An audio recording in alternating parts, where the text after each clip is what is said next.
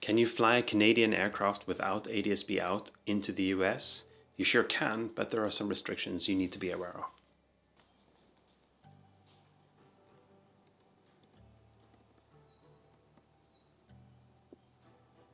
The 1979 Piper Cherokee that I'll be flying into AirVenture this year has some pretty basic avionics. The main instruments are regular steam gauges and the transponder is pretty old. It only supports Mode C. That also means that this aircraft doesn't have any form of ADS-B out. But we do have ADS-B in. It's a little complicated, but not that complicated. So let me start by giving you a quick primer on ADS-B. So ADS-B stands for Automatic Dependent Surveillance Broadcast. Automatic means that it requires no pilot or external input. Dependent means that it depends on data from the aircraft's navigation systems, which typically is an onboard certified GPS. Broadcast means that it broadcasts by default, not requiring any ground station to interrogate it, which is how regular Mode A and Mode C surveillance works.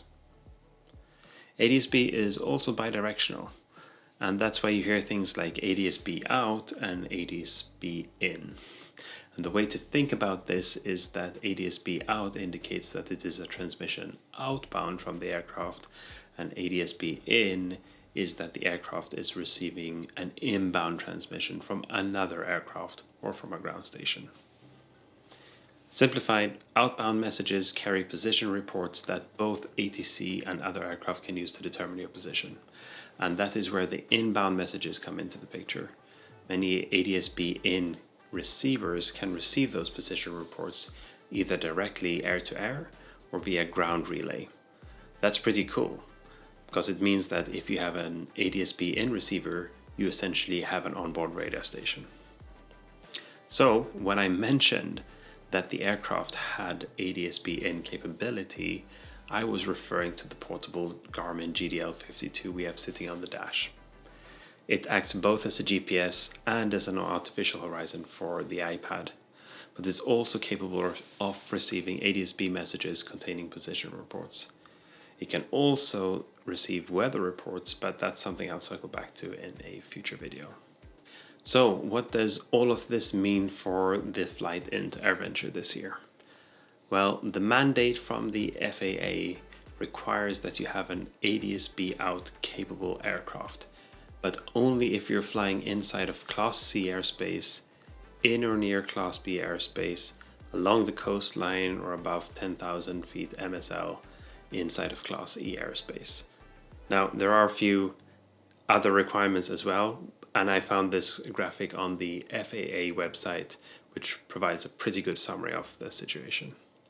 So for the actual flight that I'll be making, I'll be flying cross-country and I'll be spending most of my time in that nice Class E airspace where there is no requirement for any ADS-B out. I'll need to stay clear of any controlled airspace, which means no flying inside of Class C airspace, above Class C airspace, inside of Class B airspace, above Class B airspace, or within what they call the Mode C veil around Class B airspace. I guess that's to protect the airliners from general aviation aircraft like mine.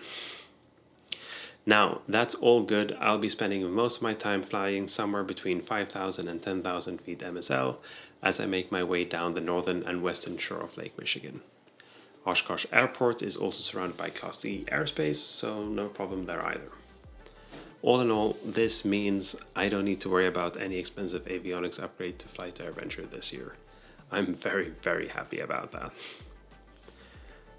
If you want to learn more about all of this, I've left a few resources down in the description. The FAA has plenty of useful information on this, and both AOPA and COPA have some material. Okay, so it's time to wrap up this video. I have 20 days remaining before my planned departure date. Please do consider subscribing if you found this interesting, and please hit that like button if you found it valuable. See you in the next one.